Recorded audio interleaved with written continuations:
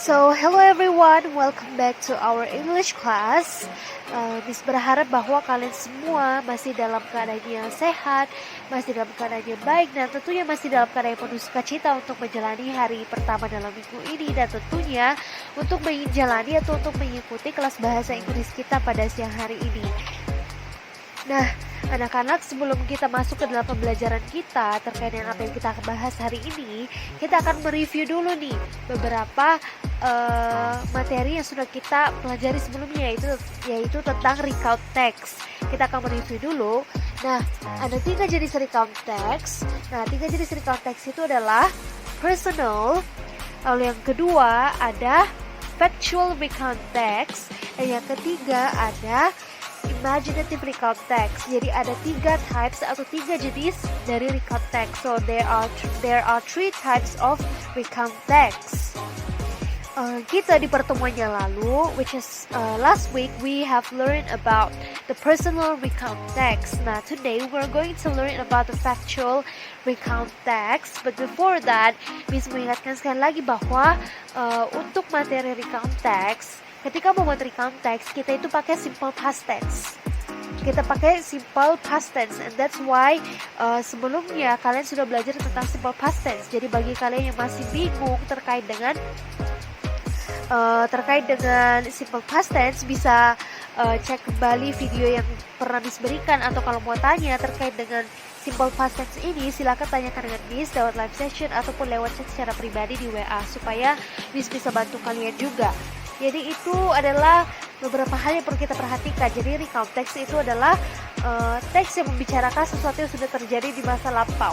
Jadi tujuannya adalah untuk entertain and inform the readers. Jadi untuk menghibur serta memberikan informasi kepada pembaca. Jadi itu adalah recount text.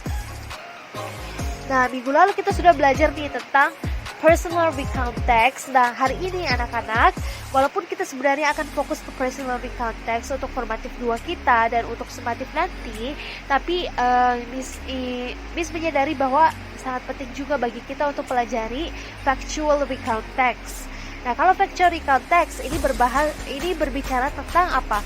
Tentang fakta, tentang sesuatu yang sudah terjadi di masa lampau tapi adalah fakta. Nah, biasanya ini adalah news report, jadi berbicara tentang berita ataupun berbicara tentang cerita tentang sejarah, tentang hal-hal penting di sejarah atau di masa lampau seperti hari kemerdekaan atau biografi seseorang. Itu kita bisa pakai, itu bisa disebut sebagai factual recount text.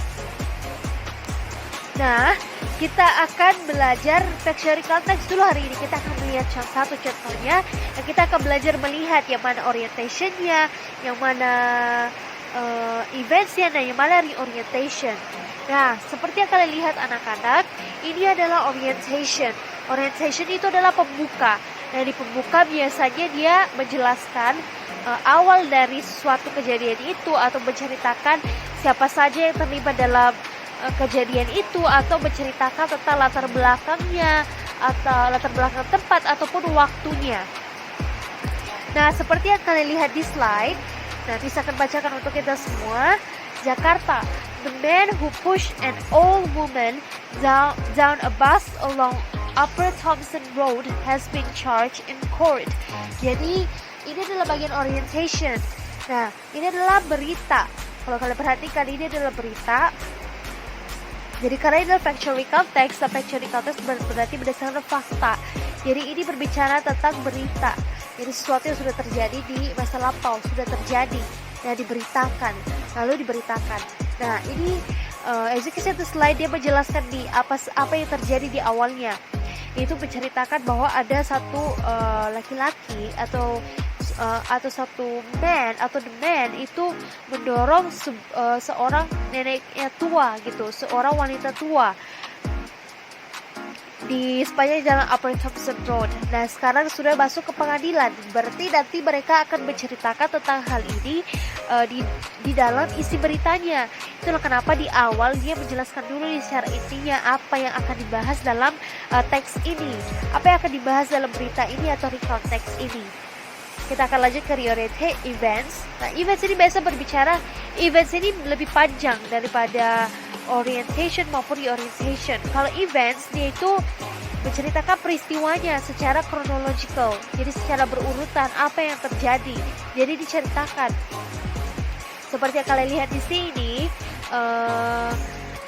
ini adalah events ya. Jadi apa yang terjadi?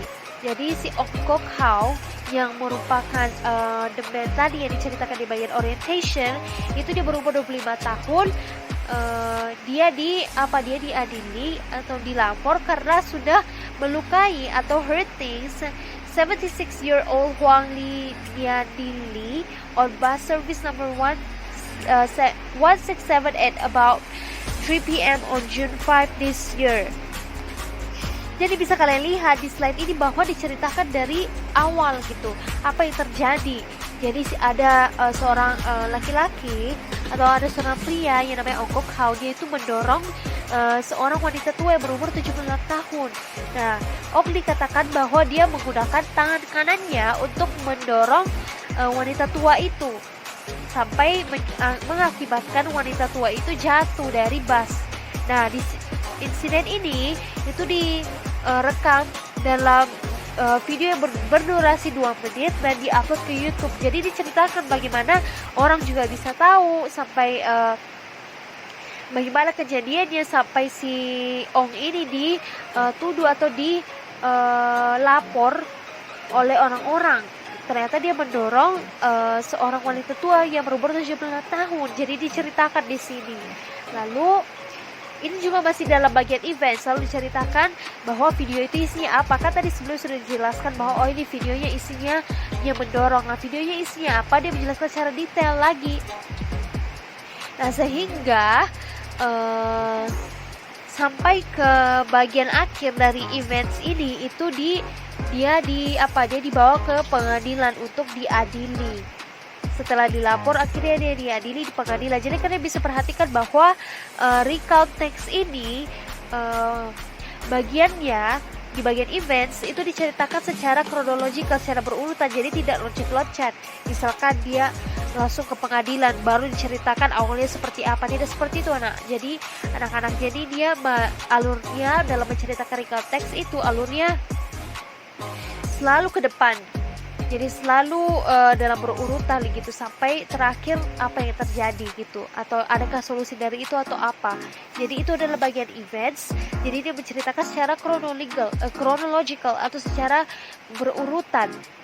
Jadi anak-anak ketika nanti kalian membuat recount text, perhatikan bahwa itu dia harus berurutan ceritanya. Jadi jangan dilocet-locet ceritanya, misalkan dari ending dulu baru ke opening. Tidak seperti itu anak-anak. Jadi diurutkan peristiwanya sehingga orang atau pembaca juga bisa memahami dengan baik. Itu adalah bagian events. Lalu yang terakhir adalah reorientation. Nah, ini sudah sempat katakan kepada kalian, walaupun reorientation ini optional, tapi lebih baik bahwa kalian juga mencantumkannya. Miss lebih suka kalau misalkan kalian mencantumkannya. Jadi reorientation ini biasanya itu dia berupa endingnya seperti apa. Jadi kasusnya akan disebutkan atau proses di bulan Desember. Nah, anak-anak di bagian reorientation ini dia itu tidak tertulis apa pendapat pribadi gitu. Nah, biasanya di reorientation kalian akan menyebutkan atau menjelaskan pendapat pribadi kalian. Jadi kalian bisa menambahkan itu, atau bisa juga kalian langsung masuk ke endingnya. Tidak perlu penjelasan tambahan terkait dengan pendapat pribadi kalian gitu. Tapi alangkah lebih baik ya, kalian juga bisa memasukkan pendapat pribadi kalian seperti apa tanggapan kalian terhadap kasus ini gitu. Itu akan lebih baik anak-anak. Jadi itu adalah 3 parts ya. Jadi tidak jauh berbeda dengan personal recount text. Kalau personal recount text berarti berbicara tentang pengalaman pribadi, misalnya liburan dan setelah liburan kalian atau pengalaman buruk kalian, itu masuk ke dalam personal recount text. Tapi kalau factual recount text juga sama dengan personal recount text strukturnya. Jadi dimulai dari orientation, lalu ke events, lalu ke reorientation. Jadi itu adalah 3 parts dari factual recount text. Jadi perhatikan bahwa factual recount text itu biasanya berhubungan tentang berita, historical text tentang sejarah atau biografi seseorang, itu biasanya masuk ke factual recount text karena berdasarkan fakta dan berdasarkan fakta yang sudah terjadi di masa lampau. Seperti itu anak-anak. Jadi itu adalah bagian struktur dari factual recount text. Nah, setelah kalian menonton video ini anak-anak, perhatikan bahwa Miss sudah bagikan satu file di Google Classroom.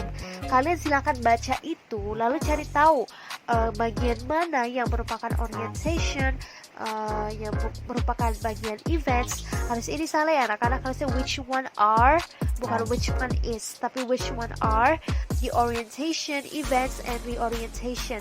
Jadi jangan lupa untuk join live session juga di jam 1.40 nanti. Jadi sambil menunggu live session, kalian akan melihat satu teks. Kalau kalian tulis di situ yang mana merupakan kalimat yang pertama. Jadi diurutkan kalimatnya, diurutkan paragrafnya, yang mana merupakan paragraf pertama, yang mana merupakan paragraf kedua. Jadi ingat bahwa cerita itu harus secara berurutan atau kronologis. Lalu nanti setelah kalian urutkan, cari tahu yang mana orientation, yang mana merupakan events, yang mana merupakan reorientation. Jadi pertama disusun dulu kalimatnya karena berikan secara acak, disusun, lalu kalian lihat di situ yang mana kira-kira itu adalah bagian orientation, yang mana bagian events, yang mana bagian reorientation. Nanti kita akan bahas selama live session. Jadi perhatikan jamnya bahwa kita akan live session di jam 1.40. Jadi perhatikan kalian tidak bisa join 5 menit sebelumnya. Begitu anak-anak. Oh, bisa lah, sorry. Jadi kita akan live session di jam 1.30. Di jam 1.30 supaya nanti kalian kalau ada kendala atau pertanyaan bisa tanyakan Miss lewat live session, dan kita akan bahas latihan singkat yang sudah kalian baca atau yang kalian sudah lihat. Jadi tidak perlu dikumpul anak-anak latihannya, tinggal dibaca saja, lalu tulis-tulis saja, dicatat catatan kecilmu kira-kira yang mana merupakan orientation, events, reorientation setelah kalian urutkan paragrafnya. Seperti itu. Jadi let's have a fun practice, dan jangan lupa join live session nanti di jam 1.30. So see you all at 1:30 and have a fun practice. Thank you everyone.